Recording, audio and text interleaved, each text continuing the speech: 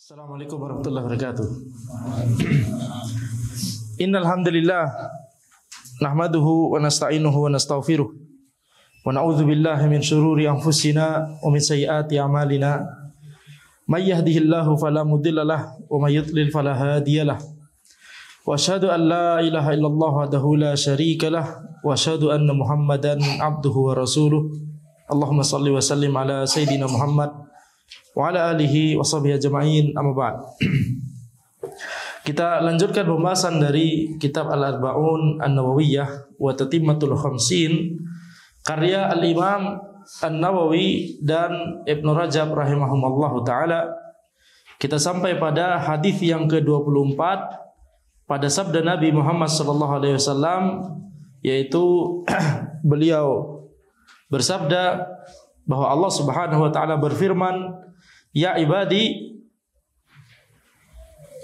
law anna awwalakum wa akhirakum wa insakum wa jinnakum kanu ala atqa qalbi rajulin wahidin minkum ma zada dzalika fi mulki syai'a." Wahai hambaku, seandainya seluruh dari kalian, baik yang awal dari kalian dan juga yang akhir dari kalian, yakni law anna awwalakum wa akhirakum, seandainya yang pertama dan yang terakhir dari kalian, wa insakum wa jinnakum, baik kalangan manusia ataupun kalangan jin dari kalian, semuanya memiliki hati orang yang paling bertakwa dari kalian, mazada dzalika fi mulki syai'a, itu tidak akan menambah sama sekali kepada kerajaanku. Betul sampai sini pembahasan sebelumnya? Oh. Ya ibadi, innakum tukhtiruna bil-laili wan-nahar wa ana aghfiru dzunuba jami'a fastaghfiruni aghfir lakum. Itu belum dibahas. Baik. Nah, wahai para hambaku, sungguhnya kalian itu melakukan kesalahan, melakukan dosa pada siang dan malam. Wa ana aghfiru dzunuba jami'a. Ya, akan tapi aku mengampuni dosa-dosa seluruhnya. Fastaghfiruni aghfir lakum. Maka mintalah ampunan kepadaku, aku akan memberikan ampunan kepada kalian. Di dalam hadis qudsi ini Allah Subhanahu wa taala berfirman bahwa manusia itu adalah banyak berbuat kesalahan. Manusia itu adalah makhluk yang banyak sekali berbuat kesalahan, melakukan kesalahan pada malam dan siang, pada siang dan malam. Innakum tukhti'una bil-laili wan-nahar wa ana aghfiru dzunuba jami'a, dan aku mengampuni dosa-dosa seluruhnya. Maka fastaghfiruni aghfir lakum, maka mintalah ampunan kepadaku, niscaya aku akan berikan ampunan kepada kalian. Seluruh dosa, ketika kita meminta ampunan kepada Allah Subhanahu wa taala, maka seluruh dosa akan diampuni oleh Allah. Ya.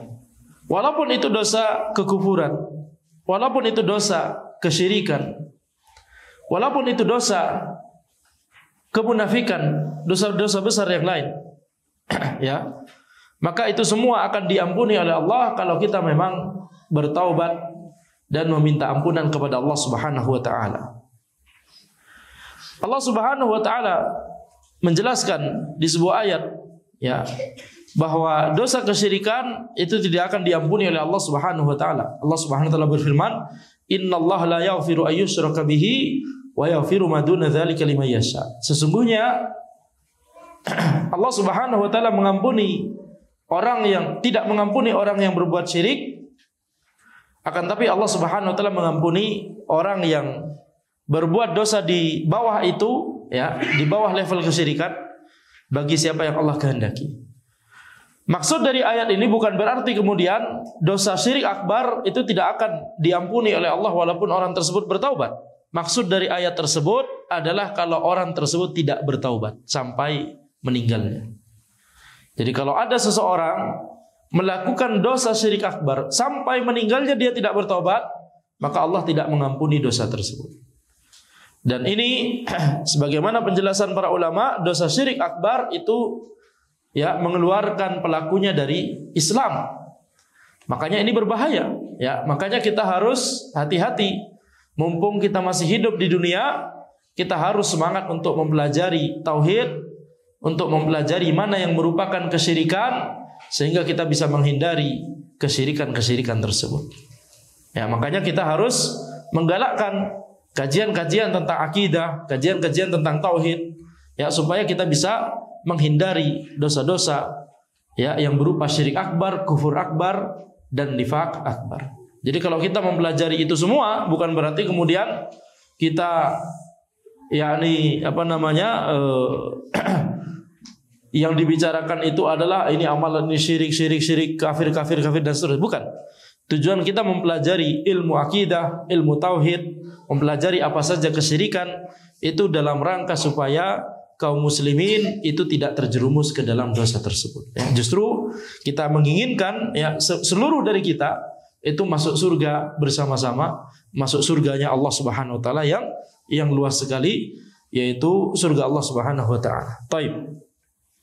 Kemudian Allah Subhanahu wa taala berfirman, "Ya ibadi, innakum lan tablughu dzurri fatadurruni wa lan tablughu naf'i fatanfa'uni." Wahai para hambaku, sesungguhnya kalian tidak akan mampu memberikan madarat kepadaku sehingga bisa menimpakan madarat kepadaku, dan sesungguhnya kalian tidak akan mampu memberikan manfaat kepadaku sehingga bisa memberikan manfaat kepadaku. Yakni kita sebagai makhluk tidak akan bisa mencapai level ya di mana kita bisa memberikan madarat ataupun manfaat kepada Allah Subhanahu wa taala. Ya, Allah Subhanahu wa taala itu adalah Al-Muqtadir. Allah Subhanahu wa taala itu adalah zat yang maha berkuasa, yang maha yakni menguasai alam semesta, yang memiliki kudrah, sifat kudrah, kekuatan dan kekuasaan yang sempurna. Tidak ada yang bisa memberikan madarat kepada Allah Subhanahu wa taala, dan juga Allah Subhanahu wa taala tidak membutuhkan apapun dari makhluknya. Tidak ada yang bisa memberikan manfaat kepada Allah Subhanahu wa taala. Ya, Allah tidak butuh kepada sesuatu apapun dari kita. Makanya di sini ya ini adalah inti utama dari hadis ini. Hadis ini menjelaskan bagaimana Allah Subhanahu wa taala itu tidak memerlukan atau tidak membutuhkan sama sekali sesuatu apapun dari hambanya. Ya. Jadi ini adalah di antara inti utama dari hadis ini. Makanya setelah itu Allah Subhanahu wa taala berfirman menjelaskan tentang poin ini. Ya, menjelaskan tentang poin ini. Sebagaimana sebelumnya juga menjelaskan tentang poin ini. Ya, disebutkan di kalimat-kalimat sebelumnya bahwa seluruh dari kita itu awalnya menyimpang, awalnya sesat. Tidak ada yang bisa dari kita itu ada yang mendapatkan petunjuk kecuali setelah Allah memberikan petunjuk. Seluruh dari kita lapar, tidaklah ada yang dari kita yang bisa makan, mendapatkan makanan, mendapatkan rizki kecuali setelah Allah Subhanahu wa taala memberikan rizki kepada dia. Seluruh dari kita tidak punya baju, kita memiliki baju, kita memiliki harta kita yang lain, itu karena diberikan oleh Allah Subhanahu wa taala. Jadi kita lihat ini adalah tema sentral dari hadis ini, ya. Dijelaskan secara komprehensif, dijelaskan dari berbagai sisi. Ya, tidak hanya cuma menyebutkan satu kalimat bahwa Allah Subhanahu wa taala itu maha kaya, tidak membutuhkan sesuatu apapun dari hambanya, tidak hanya dengan satu kalimat. Akan tapi ini kita lihat berkalimat-kalimat disebutkan itu untuk menekankan poin ini. Ini menunjukkan bagaimana yakni besarnya atau betapa agungnya faidah ini, betapa agungnya pelajaran ini. Tidak boleh kita meyakini bahwa Allah Subhanahu wa taala itu membutuhkan sesuatu apapun dari makhluknya. Tapi sebaliknya, kita sangat membutuhkan Allah. Ya, ini yang sering kita lupakan. Kalau misalkan kita berpikir yakni susah untuk atau lebih susah untuk manusia berpikir bahwa Allah membutuhkan manusia. Yang paling banyak dimudahkan, yang paling banyak atau paling mudah untuk dilupakan itu adalah kita lupa bahwa kita butuh Allah. Kita lupa bahwa kita tidak bisa memiliki apa-apa kecuali atas pemberian dari Allah, anugerah dari Allah, karunia dan rizki dari Allah Subhanahu wa taala. Kita lupa bahwa seluruh apa yang kita miliki di dunia ini, keluarga kita, prestasi kita, jabatan kita, harta kita, semuanya itu karena Allah Subhanahu wa taala. Ini yang banyak dilupakan oleh manusia. Ya, jadi makanya hal ini kemudian dijelaskan dengan banyak sekali kalimat di hadis ini dalam rangka untuk menekankan poin ini.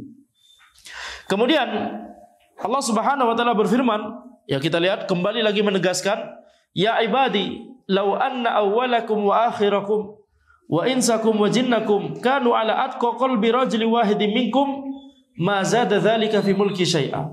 Wahai para hambaku, seandainya yang pertama dari kalian dan yang terakhir dari kalian, dari kalangan manusia dari kalian ataupun kalangan jin dari kalian, seandainya semua dari kalian itu memiliki hati yang terbaik, hati yang paling bertakwa kepada Allah Subhanahu wa taala, ma zada dzalika fi mulki syai'a. Itu tidak akan menambah kepada kekuasaanku, kepada kerajaanku sesuatu apapun. Ya, tidak akan menambah sama sekali sesuatu apapun kepada kerajaan Allah Subhanahu wa taala. Jadi Allah Subhanahu wa taala tidak membutuhkan ibadah kita. Allah Subhanahu wa taala tidak membutuhkan keimanan kita. Allah Subhanahu wa taala tidak membutuhkan ketakwaan kita, akan tapi justru kita yang butuh kepada Allah Subhanahu wa taala. Makanya ketika kita misalkan merasa lelah ketika melaksanakan ibadah, merasa bosan ketika menuntut ilmu syar'i, merasa capek ya untuk mendatangi majelis ilmu, maka kita harus mengingat-ingat hadis ini bahwa kita yang butuh.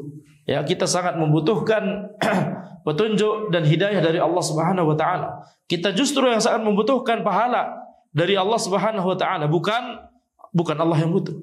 Ya, akan tapi kita yang sangat membutuhkan amalan ibadah tersebut, sangat membutuhkan pahala dari Allah Subhanahu wa taala. Kemudian Allah Subhanahu wa taala berfirman, ya ibadi, law anna awwalakum wa akhirakum wa insakum wa jinnakum kanu ala afjari qalbi rajulin wahidin minkum ma naqasa dzalika min mulki syai'a. Wahai para hambaku, seandainya yang pertama dari kalian dan yang terakhir dari kalian, dari kalangan manusia dari kalian dan kalangan jin dari kalian, seandainya semuanya, ini semua di sini maksudnya adalah seluruh manusia dari awal sampai akhir, begitu ya. Tidak hanya yang ada di saat ini, generasi kita saat ini, itu saja sudah banyak. Jangankan orang satu dunia, ya, satu Bandung aja sudah sudah banyak. Buktinya apa? Itu banyak macet. Ya, satu Bandung aja sudah banyak sekali. Apalagi satu dunia, apalagi seluruh manusia dari awal sampai akhir. Tidak hanya manusia, jin juga. Maka seandainya seluruh dari makhluk-makhluk Allah Subhanahu wa taala, dari kalangan jin dan manusia, dari yang pertama dan dari yang paling terakhir, dari yang paling pertama sampai yang paling terakhir, semuanya kanu ala afjari qalbi rajulin wahidin minkum, semuanya memiliki hati yang paling fajir, semuanya memiliki hati yang paling buruk, yang paling jahat. Mana qasadzalika min mulki syai'a, itu tidak akan mengurangi kerajaanku sama sekali. Ya, ini firman Allah Subhanahu wa taala, ini hadis qudsi. Bahwa Nabi Muhammad SAW berfirman, bahwa Nabi Muhammad SAW bersabda bahwa Allah Subhanahu wa taala berfirman, ya, seandainya semua dari manusia dan jin memiliki hati yang paling buruk, hati yang paling kufur, hati yang paling musyrik, hati yang paling munafik,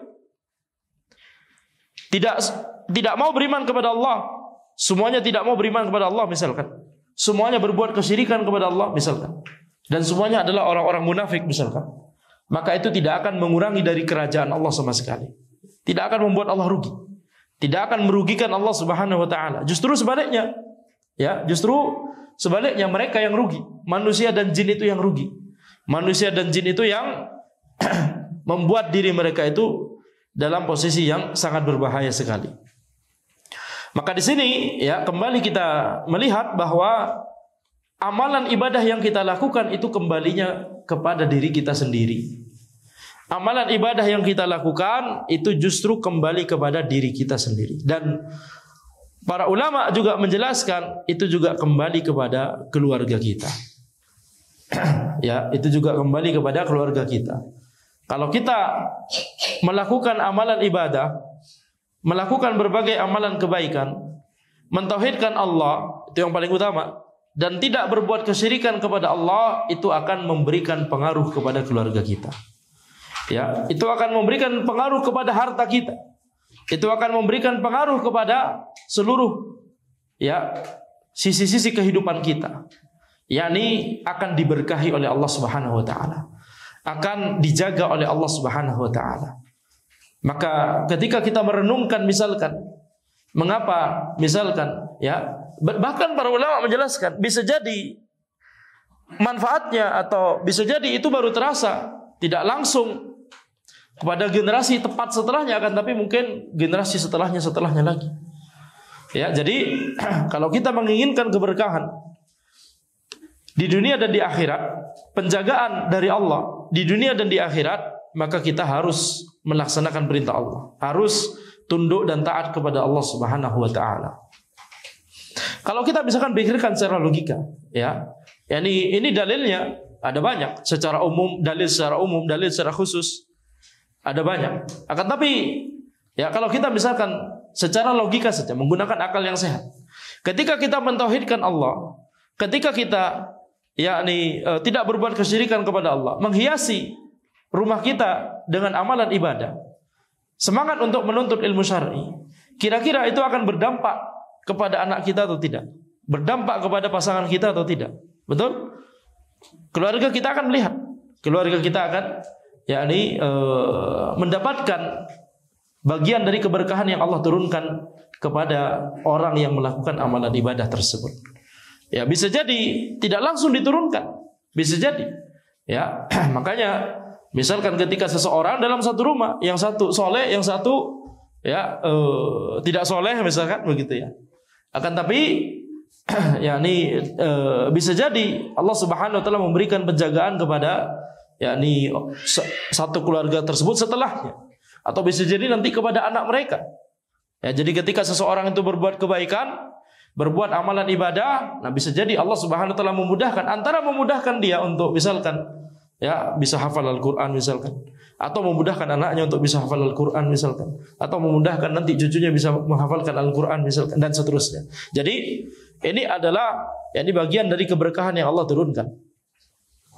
Makanya kita lihat ketika seseorang itu melaksanakan amalan ibadah hanya kepada Allah Subhanahu wa taala, ya, maka banyak sekali bentuk-bentuk keberkahan dan bentuk penjagaan dari Allah yang tanpa dia sadari itu dia terima dari Allah Subhanahu wa taala.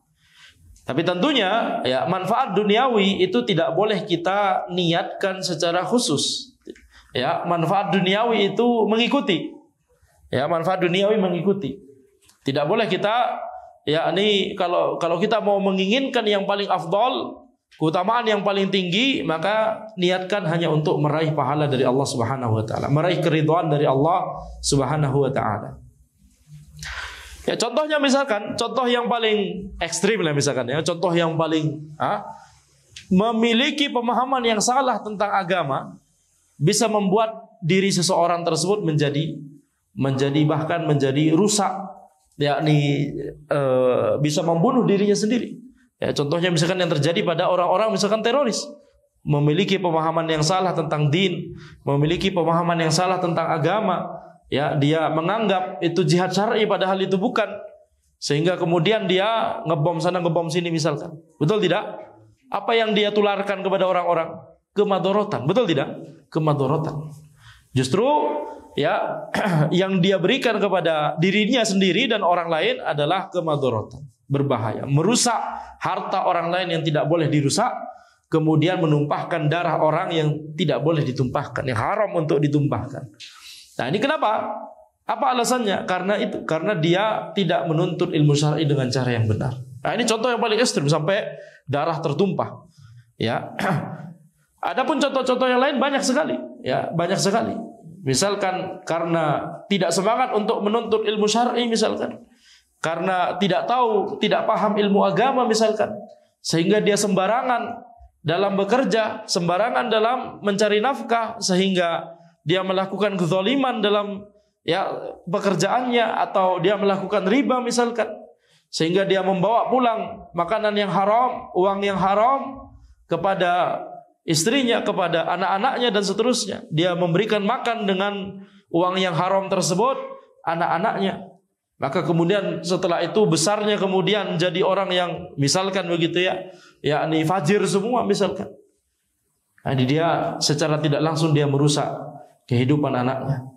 Seandainya dia kemudian dari awal menuntut ilmu syar'i, dia menjaga hanya memakan dari yang halal, dia memahami ilmu agama, dia semangat untuk datang ke majelis ilmu, ya, sehingga anak-anaknya kemudian melihat ini figur bapaknya demikian, masya Allah sering ke masjid menuntut ilmu syar'i, pemahaman agamanya, berusaha mencari pemahaman agama yang lurus, ya, tidak tidak menyimpang, kemudian tidak sebarang majelis yang aneh-aneh gitu ya didatangi misalkan. Anaknya melihat anaknya dibesarkan di atas din yang bagus, ahli ibadah, kemudian memahami agama, ya, maka sehingga nanti besarnya menjadi orang yang baik, orang yang soleh, bertakwa kepada Allah Subhanahu wa taala. Ini bagian dari keberkahan dan penjagaan yang Allah berikan. Ya, yang kalau kita berusaha menghitungnya, nggak akan kita bisa hitung. Ya, keberkahan dan penjagaan dari Allah yang diberikan kepada kita, kalau kita bertakwa kepada Allah, tidak akan bisa kita hitung banyaknya. Jadi kita yang butuh kepada yakni karunia dari Allah Subhanahu wa taala. Kemudian Allah Subhanahu wa taala berfirman, "Ya ibadi, law anna awwalakum wa akhirakum wa insakum wa jinnakum qamu fi sa'idin wahid, fasa'aluni fa'ataitu kulla wahidin mas'alatah, ma naqasa dzalika mimma indi illa kama yanqusul mihyat idza udkhilal bahr." Wahai para hambaku, seandainya yang pertama dari kalian dan yang terakhir dari kalian, baik kalangan manusia ataupun kalangan jin dari kalian, semuanya berdiri di tempat yang sama, dan kalian semua meminta kepadaku, lalu aku berikan kepada setiap orang apa yang dia minta, maka itu tidak akan mengurangi sama sekali dari kerajaanku, kecuali seperti apa yang diambil oleh jarum yang dicelupkan ke lautan. Ini bagaimana kalau jarum ya dicelupkan ke lautan kemudian diangkat lagi, kira-kira air yang nempel di jarum itu berapa persen dibandingkan lautan? Ya, 0,0000 jauh ya, satunya masih jauh di sana, saking 0,001 masih jauh lagi 0, jadi tidak ada sama sekali ya, tidak ngaruh sama sekali apa yang nempel di jarum tersebut dibandingkan dengan seluruh air yang ada di lautan. Maka ini adalah ilustrasi yang difirmankan oleh Allah Subhanahu wa taala untuk menjelaskan bagaimana besarnya kekuasaan dan kerajaan Allah Subhanahu wa taala. Ya, tidak akan rugi Allah Subhanahu wa taala bahkan ketika seluruh manusia dan jin meminta sesuatu kepada Allah dan semuanya dikabulkan, diberikan oleh Allah Subhanahu wa taala, itu tidak akan mengurangi ya kerajaan Allah sama sekali. Makanya besarnya kerajaan Allah yakni alam semesta yang diciptakan oleh Allah ini besar sekali. Sebagaimana sabda Nabi Muhammad SAW, "As-samawatu sab'a fil kursi qadrahim sab'a ulqiyat fit turs." Ya, ulqiyat fit turs, yaitu langit yang 7 di al-kursi. Al-kursi adalah makhluk Allah Subhanahu wa taala. Tidak boleh kita bayangkan sama seperti kursi. Ya, tidak boleh kita bayangkan karena kita nggak tahu bagaimana hakikatnya, tapi namanya al-kursi. Makanya ayat kursi, ada ayat kursi. Maka makhluk Allah yang besar sekali namanya al-kursi. Kalau langit yang 7 dibandingkan dengan al-kursi itu sama seperti 7 kepingan uang logam dirham dibandingkan dengan perisai. Perisai besar sekali, uang logam dirham 7 buah kecil. Seperti itu perbandingannya antara langit dan bumi, seluruh langit yang 7 dengan al-kursi. Jadi kalau langit yang 7 saja kita bisa bayangkan bagaimana besarnya. Nah, kita tidak tahu ini alam semesta yang sudah dieksplorasi oleh manusia. Kita tidak tahu itu masih berapa persennya dari seluruh langit yang 7. Bisa jadi ini masih belum ada apa-apanya. Ya, kita manusia ini kecil sekali dibandingkan dengan alam semesta yang saat ini sudah kita berhasil eksplorasi. Nah, kalau kita bicara langit yang 7 berarti jauh lebih besar lagi. Nah, langit yang 7 ini dibandingkan dengan Al-Kursi, makhluk Allah, Al-Kursi itu sangat kecil, sama seperti perisai yang besar dibandingkan dengan 7 keping uang logam dirham. Kemudian bagaimana perbandingan antara kursi dengan ars? Mal kursi fil arsi illa kahalaqatin min hadidin ulqiyat baina dhahranai falatin fil ard. Yaitu al-kursi dibandingkan dengan ars itu seperti cincin dari besi yang dilemparkan ke tanah lapang. Kira-kira gimana? Cincin dari besi lemparkan ke tanah lapang luas sekali. Kira-kira gimana? Antum kalau misalkan punya cincin dari besi kemudian jatuh di stadion misalkan. Di mana jatuhnya? Antum ingat tidak? Aduh, lupa sekali, pokoknya jatuh di stadion ini. Udah antum puterin aja tuh ya. Itu aja sudah kesusahan untuk mencarinya. Nah, ini kita tidak tahu seberapa luas ini tanah lapang, tapi intinya adalah ini kecil sekali berarti. Cincin dari besi tersebut kecil sekali dibandingkan tanah lapang tersebut. Maka demikian pula kursi, al-kursi itu jauh lebih kecil daripada al-arsh. Berarti seberapa besar al-arsh? Lebih besar lagi. Jadi bagaimana dengan langit yang 7 dibandingkan dengan al-arsh? Jauh lebih kecil lagi langit yang 7 ini. Bagaimana manusia yang nggak ada apa-apanya dibandingkan langit yang 7? Dibandingkan dengan arsh Allah, lebih nggak ada apa-apanya. Ya, jadi ini adalah menunjukkan bagaimana besarnya kerajaan Allah Subhanahu wa taala. Terakhir, kalimat terakhir, ya ibadi innama hiya a'malukum uhsiha lakum tsumma uwaffikum iyyaha. Faman wajada khairan falyahmadillah wa man wajada ghaira dzalik fala yalumanna illa nafsah. Itu kurang ya falyahmadillah ya. Harus ada ya-nya. Mungkin kalau antum ada catatannya di situ falyahmadillah. Fa'lam ya, harus ada ya. Wahai para hambaku, sesungguhnya itu adalah amalan kalian. Aku menghitungnya untuk kalian, kemudian aku berikan balasannya kepada kalian. Maka barang siapa yang mendapati kebaikan, maka hendaknya dia memuji Allah. Dan barang siapa yang mendapati selain dari itu, maka janganlah dia mencela selain dirinya sendiri. Jadi hadis qudsi ini ya ditutup oleh Allah Subhanahu wa taala dengan mengingatkan kepada kita bahwa kita lihat amalan kita. Sebenarnya amalan kita itu siapa yang butuh? Kita sendiri yang butuh. Jadi kalau kita mendapati kebaikan pada amalan kita, mendapati catatan kebaikan pada catatan amalan kita nanti, maka kita harus memuji Allah Subhanahu wa taala. Kenapa? Karena Allah Subhanahu wa taala telah memberikan kita taufik untuk bisa melaksanakan amalan-amalan ibadah tersebut. Tapi kalau misalkan keburukan yang kita dapati ya di catatan amalan kita, maka janganlah mencela kecuali dirinya sendiri. Karena Allah Subhanahu wa taala telah memberikan yakni pilihan kepada setiap orang. Allah tidak memaksa, Allah memberikan pilihan. Silakan antum mau pilih jalan yang baik atau jalan yang buruk. Jadi kalau mendapatkan keburukan di catatan amal kita, berarti kita sendiri yang memilihnya pada saat itu ketika di dunia. Saat ini nih. Saat ini kita di persimpangan jalan. Kita mau menuju kepada jalan kebaikan atau jalan keburukan. Kita di persimpangan jalan di setiap harinya. Karena setiap hari kita harus memutuskan apakah kita mau melakukan amalan ketaatan atau amalan kemaksiatan kepada Allah Subhanahu wa taala. Demikian yang bisa Anda sampaikan, kita lanjutkan di pertemuan berikutnya. Kita azan dulu, habis itu setelah azan kita tanya jawab secara ringkas insyaallah taala.